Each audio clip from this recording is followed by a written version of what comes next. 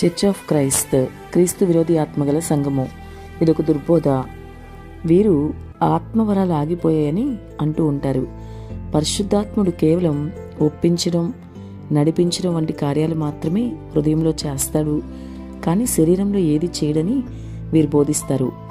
ప్రజలకి కనిపించే సూచక క్రియలు, అద్భుత కార్యాల వంటివి మొదటి శతాబ్దంలోనే ఆగిపోయాయని వీరంటారు. వీరే కాకుండా ఇంకా చాలామంది వరాలు ఆగిపోయాయని, అందుకు అనేక కారణాలు చెప్తున్నారు.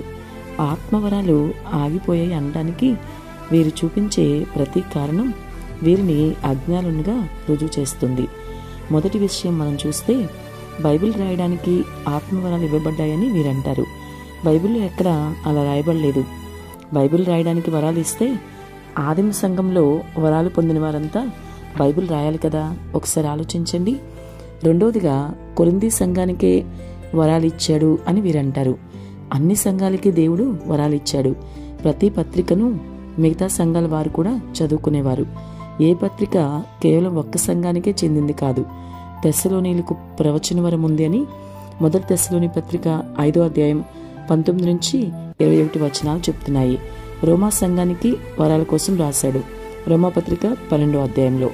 కొర్నేలి ఇంటి వారి సంఘానికి, మరి సమరయలో ఉన్న సంఘానికి కూడా వరాలు ఉన్నాయని అపుస్తల కార్యాలు 8వ అధ్యాయం 17-18 వచనాలు, 10వ అధ్యాయం 45-46 వచనాలు చెప్తున్నాయి.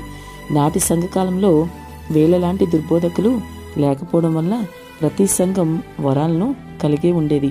సంఘమా జాగ్రత్త, ఈ దుర్బోధలో పడి నువ్వు మోసపోకు. వీరి గురించిన మరిన్ని విషయాలు తర్వాత వీడియోలో చూద్దాం.